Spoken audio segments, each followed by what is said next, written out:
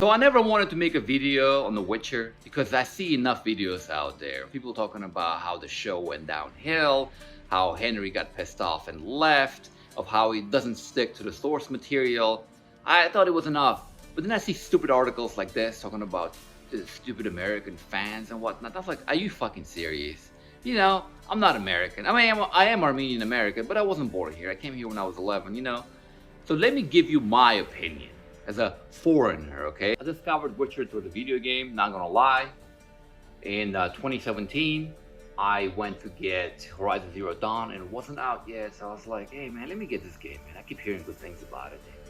So, I mean, within an hour, man, I realized I'm into something, and it's the best game I ever played in my life. It's the best game I ever played in my life. It's the best RPG. I mean, at least the best RPG I ever played. I mean, and I grew up with Chrono Trigger. I grew up with Final Fantasy VII, all the original ones.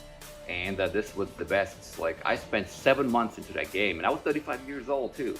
I like maybe like an hour and a half a day. I was still living my life. But 6-7 months, I put about 200-300 hours into it. I got all the books. I was reading all the books in between. Even though the games take place after the books, they're like, in every minute detail, they stick to the source material, which the show fails, okay?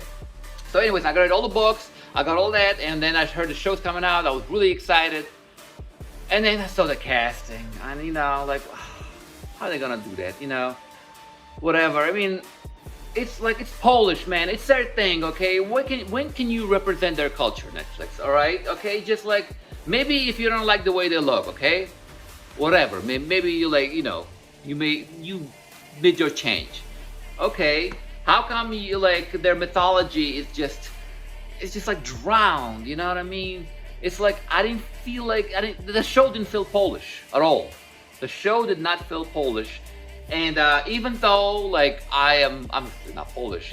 I grew up in USSR. I grew up with, you know, my first language is Russian. I'm like very familiar with Slavic culture. I know like their mythology, their fairy tales, you know, the witchers and shit, the friggin' Kikimoras, all that. And I thought maybe there was a chance to represent the Polish or Slavic culture, but no, they decided not to do that. You know, they're plugged in their thing. I mean, whatever, you know. Despite all that, I wanted to give it a chance.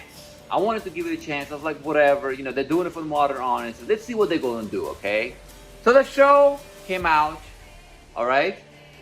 And the show, actually, they did a fantastic job capturing the first two books. Because the first two books in The Witcher are a bunch of short stories that take place throughout time. And then they end up with the same way. Ciri and Geralt get together and they start their adventure. The first two books.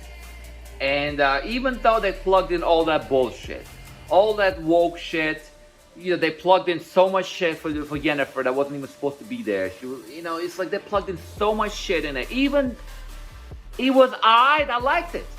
You did a fantastic job, Netflix. They did a fantastic job. So, okay, so scratch all the shit I said before. They did a fantastic job. And they were perfect. From then on, the next 5 books, because book 8 hasn't come out yet. Like I said, it's a spin-off. It doesn't count. The next 5 books is one continuous story. It's one continuous story that takes place with Geralt and Ciri at the Witcher Kaer Morhen, and just goes non-stop action. There's like no pause, no jumping in times. It's like it switches sometimes from her point of view to his point of view, but it's one big story. They had the script right there. Like, have they not learned the lesson from Game of Thrones of what happens when you go off the writer's thing? There's a reason he's a writer. There's a reason this is awesome. I mean, and you managed to capture the like diverse modern audiences through all the bullshit you pulled in season 1, okay? Because I mean, I was on board with it. You know, I didn't mind because you managed to capture the 2 books. But what happened? What the fuck happened with season 2? Because once I started watching season 2, about halfway through it, Eskel turned into a fucking tree, man. What the fuck? And it's like Ciri started killing the Witchers, and I gave up.